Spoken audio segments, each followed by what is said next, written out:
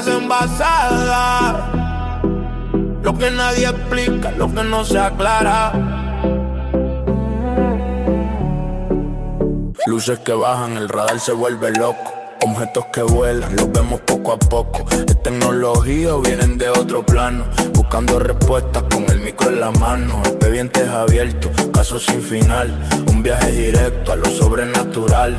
Pega al oído que empieza la sesión. El misterio se siente en esta dimensión. Dale play.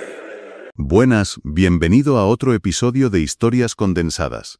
Aquí transformamos historias complejas en relatos breves, claros y fascinantes. Si tienes poco tiempo pero mucha curiosidad, estás en el lugar correcto. Imaginemos por un momento la siguiente situación. Alguien toca algo en la oscuridad. Un roce rápido, quizás un rasguño, y a los pocos días su sistema inmunológico se apaga por completo. No porque haya pillado un virus tropical o una bacteria superresistente, sino porque su cuerpo se está enfrentando a un organismo que, literalmente, no existe en la base de datos evolutiva de nuestro planeta. Las defensas se quedan ciegas, digamos, ante lo imposible. Exacto. Hoy vamos a hablar de cuando la biología humana choca de frente contra lo desconocido. Y fíjate que ese choque biológico es, irónicamente, la evidencia más terrenal que tenemos de uno de los incidentes más extraordinarios de la historia moderna.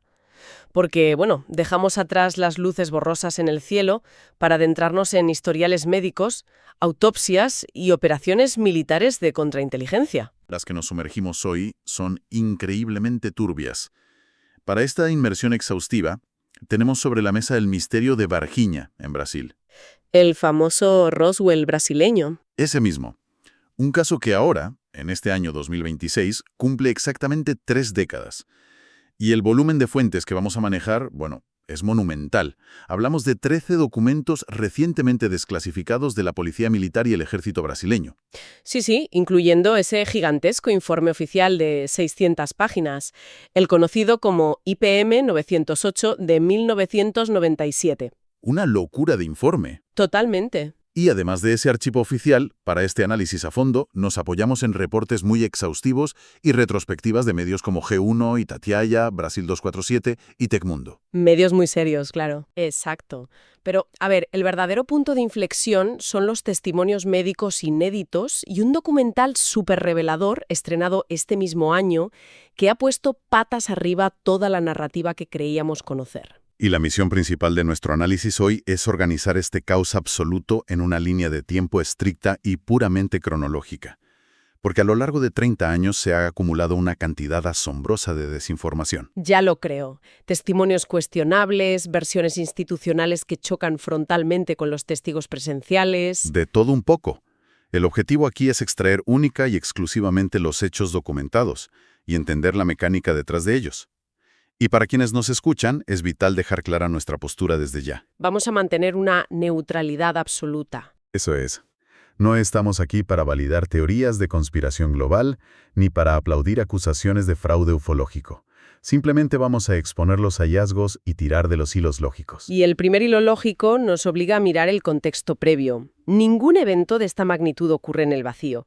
Semanas antes del incidente principal, la región sur del estado de Minas Gerais ya estaba bajo un nivel de vigilancia, bueno, digamos, muy anómalo. Sí, las fuentes apuntan a una actividad inusual que llamó la atención no solo del SINDACTA 1, que es el centro que controla el tráfico y la defensa aérea en Brasil, sino también de redes de satélites estadounidenses. Lo cual ya te indica el nivel de alerta.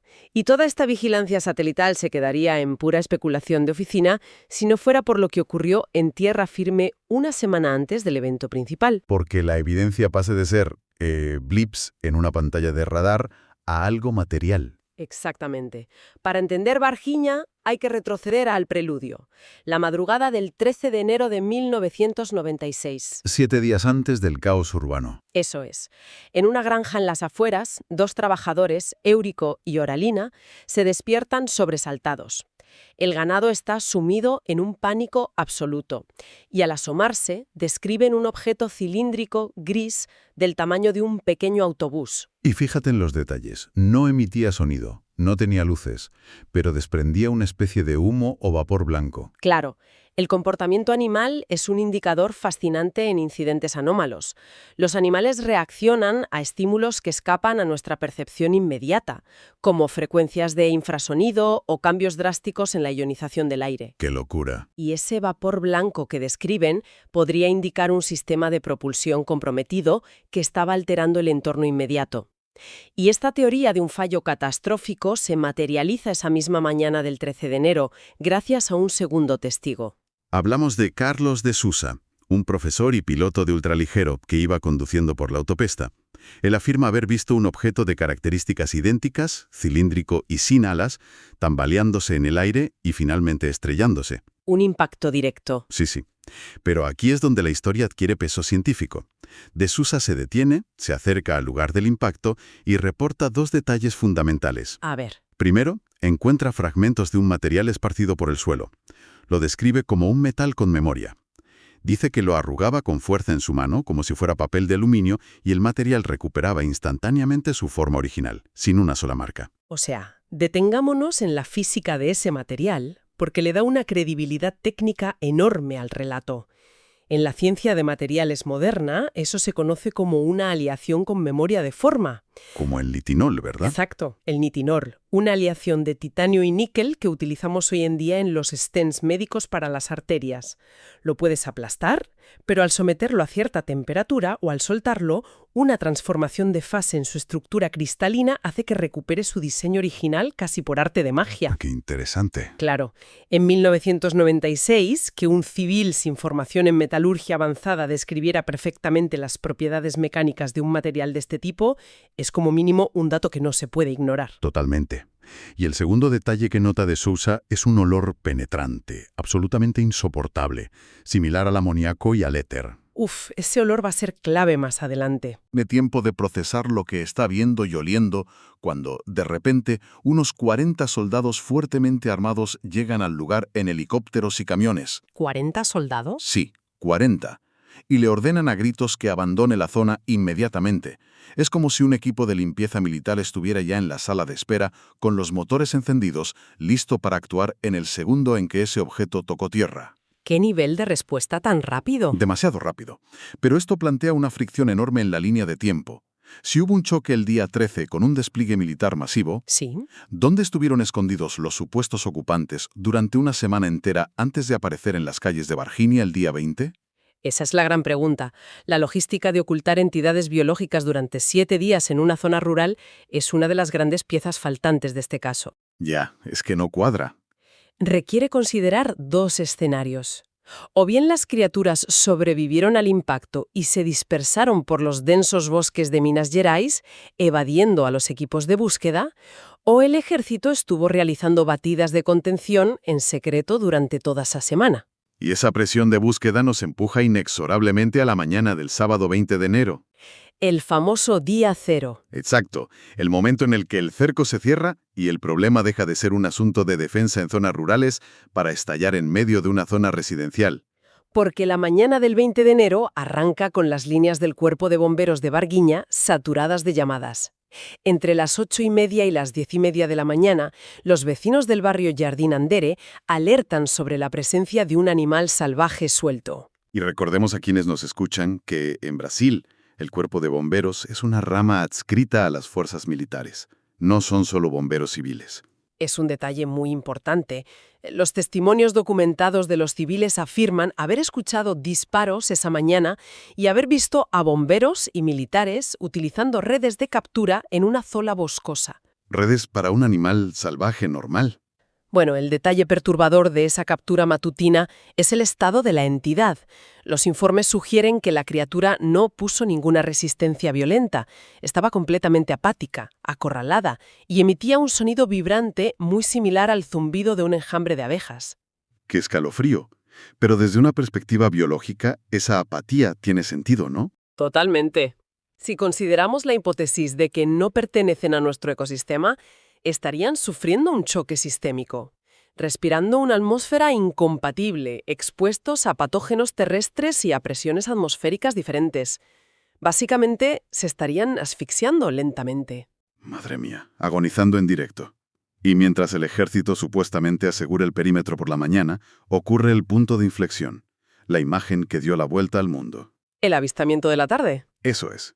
Sobre las 3:30, 3 chicas jóvenes, las hermanas Liliane y Valkyria junto a su amiga Katia, cruzan un terreno baldío en ese mismo barrio y se topan de frente con algo indescriptible. Y la constancia de esa descripción a lo largo de 30 años es notable. Afirman haber visto a una criatura agachada junto a un muro de ladrillos. Describen una piel de color marrón oscura, de aspecto oleoso y brillante. Ujú. Ojos inmensos, rasgados y de color rojo sangre. Una cabeza inusualmente voluminosa que presentaba 3 protuberancias o venas abultadas. Y el detalle que conecta todo el rompecabezas, un olor pestilente y nauseabundo amoníaco. El mismo olor del día 13. Exacto. Y aquí es donde tengo que intervenir y cuestionar duramente la versión oficial. Porque el informe militar que se desclasificaría después afirma categóricamente que lo que estas 3 chicas vieron fue a un ciudadano local con discapacidades mentales y físicas severas. El conocido como Mudiño. Sí, Mudiño, que solía agacharse por las calles.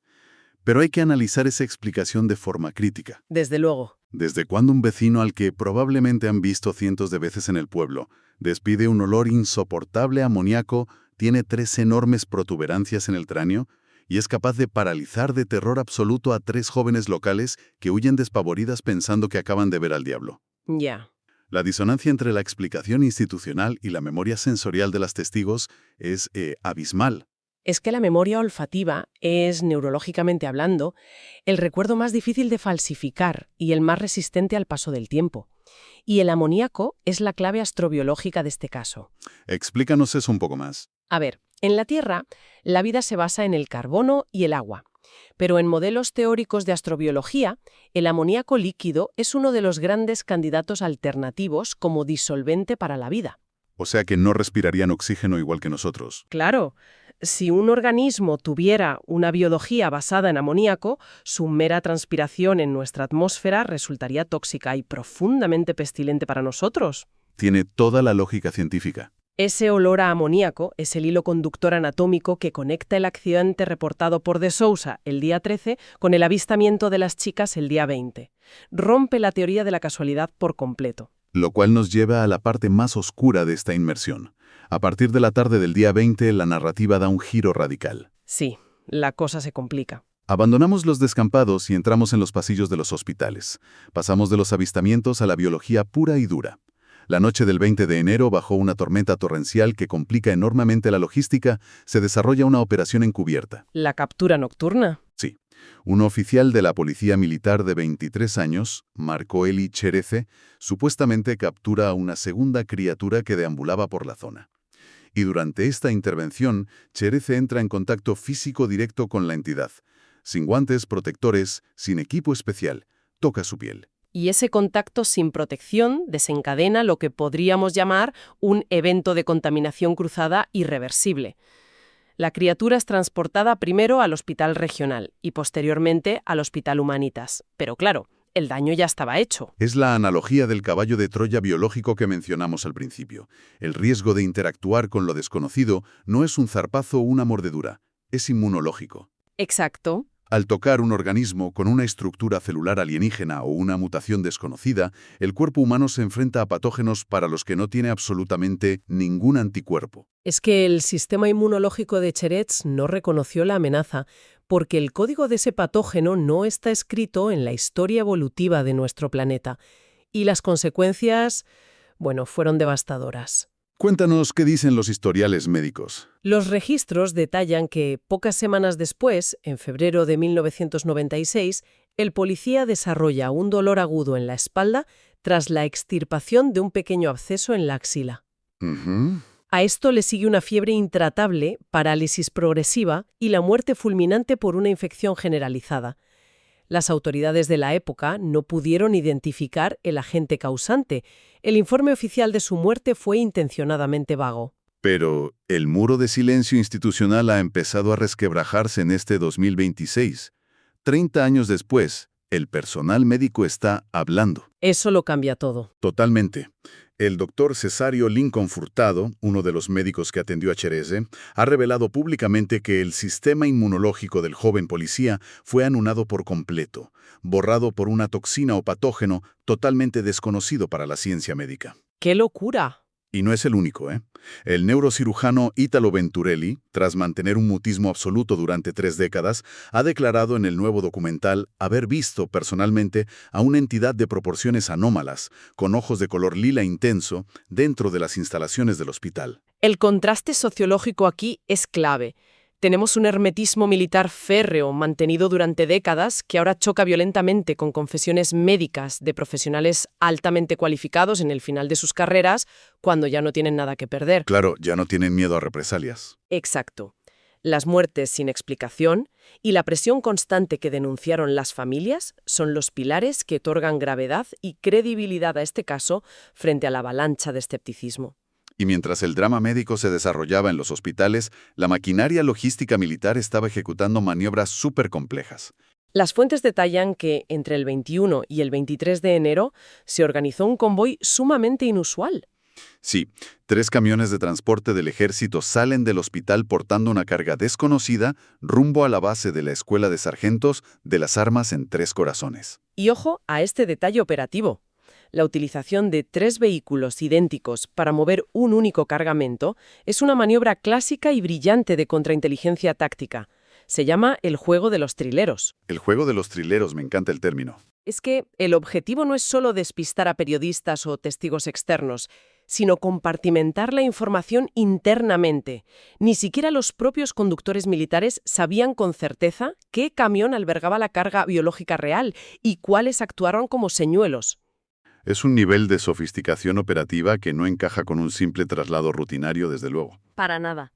Y el destino final de este juego de trileros, según indican los informes y los investigadores independientes, fue la Universidad de Campinas, la prestigiosa Unicamp, en el estado de Sao Paulo. Allí es donde entra la figura del forense. Exacto. Se afirma que el reconocido forense, el doctor Badán Palares, el experto que saltó a la fama mundial por identificar los restos del criminal nazi Joseph Mengele, realizó la autopsia de las entidades.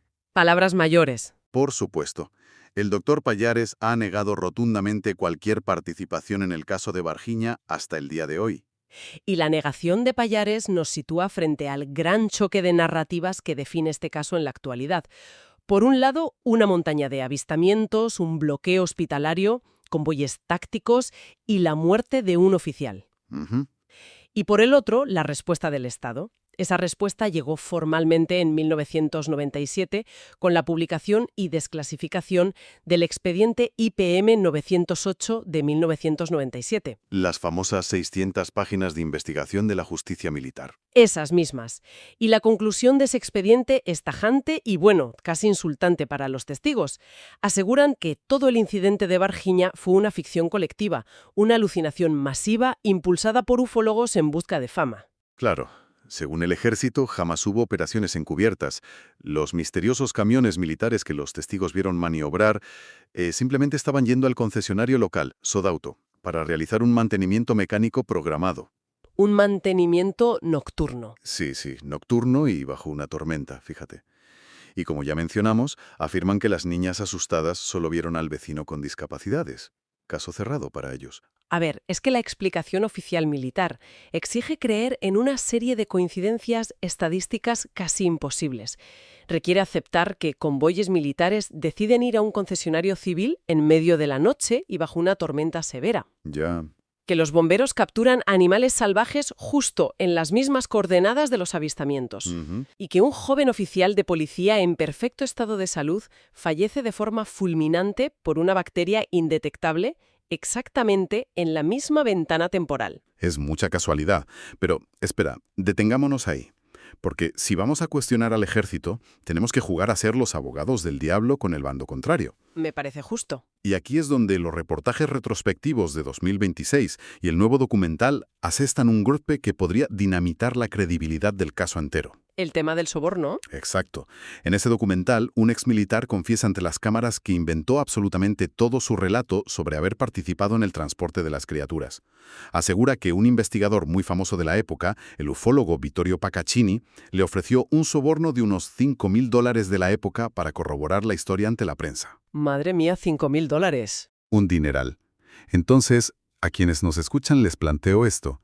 Si un investigador de renombre está pagando para comprar testigos, ¿no contamina eso absolutamente toda la evidencia? Es una duda muy razonable. ¿Por qué deberíamos creer en los médicos del hospital si el fraude deliberado ya está operando en la investigación base? A ver, la revelación del soborno es un golpe devastador, sin duda, pero la contaminación de un testimonio civil o militar periférico no invalida automáticamente los datos clínicos del laboratorio. Explícame eso. La clave del análisis crítico está en saber separar el oportunismo del núcleo del evento.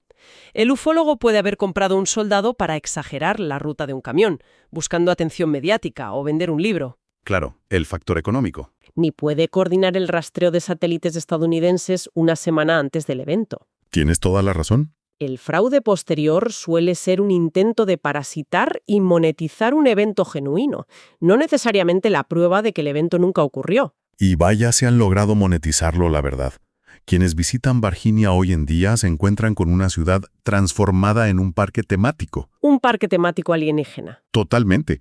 Hablamos de paradas de autobús diseñadas con forma de platillo volante, inmensas estatuas de alienígenas decorando las plazas públicas y la reciente inauguración de un enorme memorial del ET. ¿Un museo entero? Sí, un museo financiado específicamente para atraer turismo internacional. Es la mercantilización extrema del misterio. Es que mueve muchísimo dinero. La entrada masiva de dinero, las ventas de derechos, el turismo desmedido y los falsos testimonios enturbian hasta tal punto las aguas que resulta un esfuerzo titánico discernir la verdad pura de lo que sucedió en ese descampado aquel 20 de enero. Y el desafío para cualquier persona que analice este caso hoy es precisamente limpiar esa capa de folclore comercial. El caso Varginha es un estudio sociológico magistral sobre el vacío de información. Absolutamente. Demuestra empíricamente cómo la falta de transparencia inicial por parte de los gobiernos, combinada con explicaciones oficiales que desafían el sentido común, como la historia del concesionario de camiones, crea el ecosistema perfecto para que florezcan el oportunismo comercial y la paranoia. Para quienes nos escuchan, navegando en esta era de constante sobrecarga de información, filtraciones dudosas y desclasificaciones a medias, el rigor metodológico es la única tabla de salvación. Sí. El pensamiento crítico no consiste en rechazar automáticamente todo informe gubernamental por pura rebeldía, ni tampoco en creer ciegamente a cualquier investigador independiente que jure tener la verdad prohibida en su nuevo libro. Consiste en identificar anomalías sostenidas. Exacto. Y en Varginha, el colapso inmunológico documentado médicamente y las propiedades del material reportado en el primer impacto siguen siendo anomalías científicas que no encajan en ninguna explicación simplista. Y justo cuando la línea de tiempo parece terminar en un callejón sin salida de testimonios contradictorios dentro de Brasil, los datos desclasificados más recientes abren una puerta hacia una jurisdicción completamente diferente. Totalmente fascinante. Porque las fuentes de 2026 arrojan un detalle periférico, pero a la vez monumental. ¿El registro de la web? Sí. Hay reportes de coordinación internacional para la gestión de materiales y datos anómalos, impulsados por un movimiento administrativo muy peculiar. Hablamos del reciente registro por parte del gobierno de los Estados Unidos del dominio web oficial aliens.gov. Una formalización institucional de la búsqueda de respuestas en toda regla. Lo cual nos obliga a replantear el destino del convoy militar de los 3 camiones que mencionabas antes. Claro, porque las alianzas internacionales en materia de defensa a menudo implican la transferencia de inteligencia y tecnología recuperada. Exacto.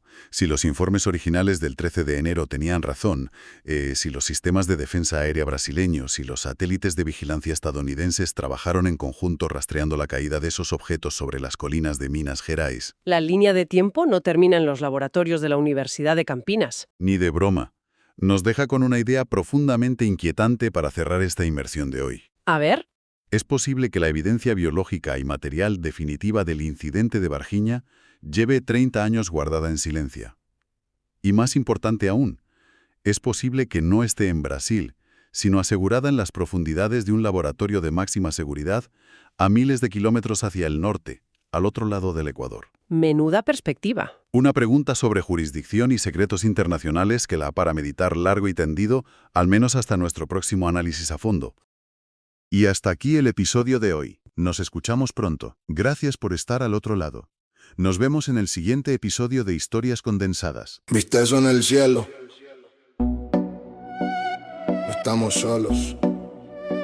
Bienvenidos al archivo. Son historias envasadas, donde la verdad se queda guardada. Luces en el cielo, una huella en la nada. Misterios que te dejan la mente volada. Historias envasadas, lo que nadie explica, lo que no se aclara.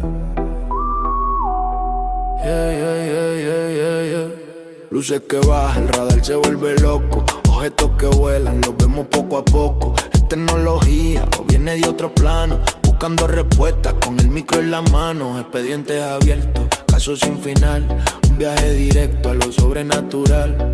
Pega el oído que empieza la sesión. El misterio se siente en esta dimensión. Dale play. Esto es Historias Envasadas. Conéctate.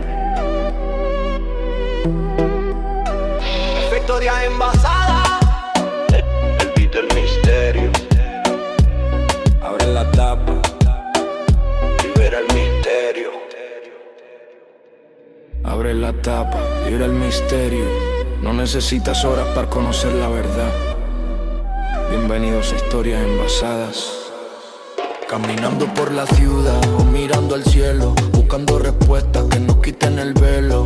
Casos reales, archivos de lo extraño, lo que la ciencia ignora hace muchos años. No te hablo de cuentos, te hablo de datos. Ovnis en el radar, encuentros de altos estratos. No hace falta dar vueltas ni perder el control. Aquí el misterio se sirve bajo el sol. Resumido y directo para que lo entiendas bien. La dosis perfecta que te vuela la 100. Buen tempo, historias envasadas. La verdad del cosmos, aquí está guardada. Misterio compacto, potente y real. Un viaje directo a lo sobrenatural. Buen tempo, no pierdas el hilo. Suscríbete ahora y escucha con sigilo. Buen tempo, que el caso no muera. La próxima historia ya está en la espera. Fue un rayo de luz, un visitante estelar. Un caso sin firma, difícil de explicar. Te lo cuento sencillo, te lo explico con flow. Porque lo bueno en frasco, pequeño da el show. Cada episodio es un nuevo expediente. Para mentes curiosas, para gente valiente. No te quedes afuera, dale click al botón. Que la comunidad cree que en esta dimensión. Si quieres más ovni, si quieres más dudas, la suscripción es la llave que te ayuda. Suscríbete, no te lo pierdas. Buen tempo, historias envasadas. La verdad del cosmos, aquí está guardada. Misterio compacto, potente y real. Un viaje directo a lo sobrenatural. Buen tempo, buen tempo. Suscríbete al canal. Es el momento. Historias cortas, misterios gigantes. Nos vemos en el próximo envase. Efecto de interferencia desapareciendo. Historias envasadas.